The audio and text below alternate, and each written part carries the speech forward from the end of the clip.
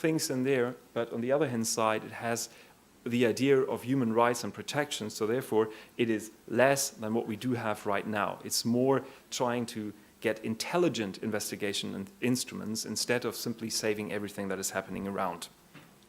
Okay, it has provisions about the jurisdiction and, very important, international cooperation, because there are very, very few international cooperation in this area right now. It will make your life much more difficult when this one is implemented, because international cooperation will then be much quicker and will be more difficult to hide by using, for example, computer systems in other countries.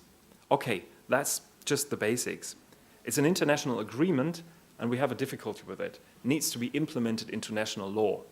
That means simply signing this convention does not force the state to implement it. You really have to implement the provision in your national law, and that is very difficult. Germany signed it, but it never implemented it yet. And there is no possibility, apart from political pressure, to make them implement it. So it's really something that is nearly impossible in an area that is developing so fast as the internet and computers. It takes ages really to involve in it. If it is implemented in national law, I'm quite sure most of these provisions are already out. Okay, I tried to put up some information for you, some maps to explain to you the situation, but it's not working. It's a Microsoft, no, not a Microsoft operating system. Sorry, Apple. No, it's a Microsoft program I'm using, and for some reason it damages my video files. But what I wanted to say was that in the beginning, the investigation authorities and still are only concentrating on a national level, but now they're realizing it's an international problem. If I'm sending a file to a friend in Australia, it might pass a number of countries. So we are really facing, it's really hardcore investigation that we are facing right now. Seconds, it only takes seconds or quarter of a second for information to pass a number of countries, but they are all, in all countries, their national law could be touched, could be triggered, because they say, well, it passed our country. So it's really hardcore investigation, a very difficult problem. We're not used to it. You know, if a car is stolen in Germany and taken to Poland, it takes hours for them to travel through Germany. So you have time. You can say, it was stolen at 10 o'clock, I have some time until it reached the border.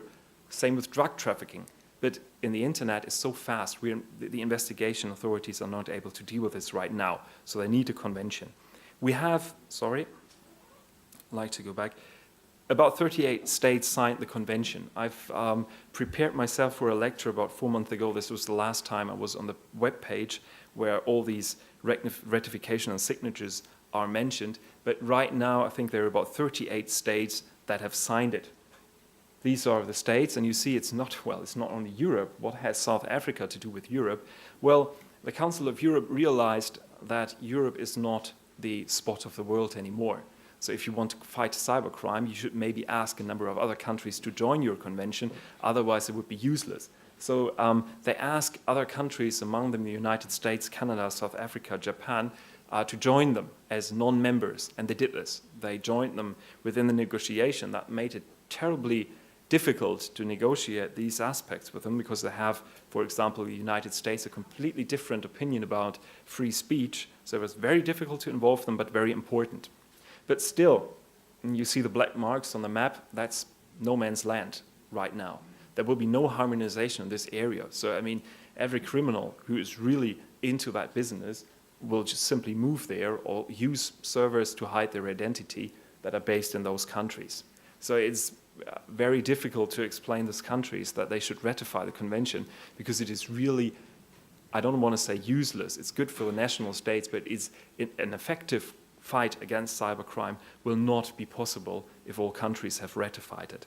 And here comes the next problem. Sorry, forget Albania and the number of countries have joined or have ratified the convention yet. I was not able to update it. We have only 10 ratifications yet. And I would like you to see, no, the video is not working. There was a video zooming out now and showing you that 10 ratification, this huge world, is nothing. So right now there is no effective fight against cybercrime possible under the Cybercrime Convention. And Germany, United States, and all those big countries have not ratified it yet. But still, it's an important step because it shows us the way we could go. And I would like to speak to you about this provision dealing with hacking. Before I say that, I've mentioned the criticism before. Formal aspects were criticized, secret negotiations, and there was substantive criticism as well. They said, well, this real-time collection of traffic data or some of this is very difficult to handle. So some of these providers, especially the internet providers, said this is not a good regulation, but it's into the convention now and it's too late to negotiate about it right now. Okay, illegal access, that's the most important provision for you. Article 2, each party that has signed the convention shall adopt such legislation and other measures as may be necessary to establish a criminal offense under its domestic law. That was always just the introduction. When committed intentionally, the access to the whole or any part of a computer system without right. That is hacking. That is not only cracking, this is hacking as well. So this really sounds, if you only read that, this really sounds a complete ban on hacking. Let's get through it in detail. I mentioned to you before we don't have a regulation like this in Germany right now because we are not protecting the integrity of a computer system. We're protecting data. You're not allowed to copy them. We're protecting data because you're not allowed to delete them or change them. But we are not protecting the integrity of a computer system, not known right now. But this provision does exactly protect that. Without right means if somebody orders you and pays you to test his computer system, to attack it, to see whether it's vulnerable or not, this is no problem. This is no criminal act. This was something a number of interest group complained. They said, well, this won't give us the chance to test our own systems anymore. It does. It's no criminal act if you have the permission to access the system. But in general, I think that's how I understand hacking. You don't have the permission. You try to do it for fun, or you explain to them and show them that their system is vulnerable. So this is a difficulty. If this provision is turned into national law, you have a certain difficulty. Okay, but it goes on. That's not all. It continues. And the Cybercrime Convention is nothing, there are not provisions that you can simply translate and put into national law. No, it gives you a lot of space for national interpretation, national adjustment. And the Cybercrime Convention, because a number of countries don't have something like regulation on hacking right now, Cybercrime Convention says a party may require the offense be committed by infringing security measures, similar to the German regulation we have right now. That means only if it is protected, and if you're circumventing a protection, only then it can be a criminal act. So that's a possibility for the national states, or with the intent of obtaining computer data. Same in Germany right now. So Germany could simply keep its legislation as it is right now because the Cybercrime Convention does not force it to change its legislation because it offers them a certain space for national adjustment. But the question is, will the national states limit Article 2 or not? Well, there's some good arguments because it's very easy. They don't have to change anything then. In Germany, other countries, it's different. But my opinion, that's with a number of discussion with experts, with people who are in charge of the legislation, a number of, not the entire parliament, I didn't talk to them in general, but a number of people in there who really have influence, they said, no, we won't. We're really gonna implement a regulation, Article 2, hardcore. That means no restriction, because it's so difficult to prove whether you've just entered the system or you've changed something there. Because as soon as you are in, you're able to hide everything you're doing. It's very difficult to find out what you actually did. As soon as you're the administrator of the page, you're doing things and we will never be able to find out. So therefore, if we can find out that you've accessed the system, that needs to be a criminal act, otherwise we won't have any chance to prosecute you. And why is that? Well, there's a great pressure from the industry that says, well, we would like to sue you. If one of you enters my system, I would like to sue you. That's the only way to stop you. Because, you know, the prosecutors, they're not able to prosecute them. They're really not strong enough to do that. They simply say, no, I don't want to have that work. I don't understand the technical details. I just leave it out. But if we could sue you $1 million, wherever, that would be the right way. And they can't. They simply can't because they don't have the measures. So what they would like to be done is have this, or have some kind of provision in the national law where they can force the prosecution to do the investigation, and then they can simply take the evidence that was collected and sue you. And the only chance to do that is you really need a criminal act. And right now there is no chance to sue you, because as soon as somebody says, well, my page was hacked, I have the impression my page was hacked, but nothing was changed, the prosecution simply says, no, I'm sorry, I'm not going to start any proceedings based on that evidence because it's no crime yet. So the industry is very much interested in measures, in having criminal law measures in the national law. So that's the situation. And I think we will not have a regulation which is as restricted as it is right now. So if you want to do some hacking, do it right now. Do it before they implement the regulation in the national law. All right, next.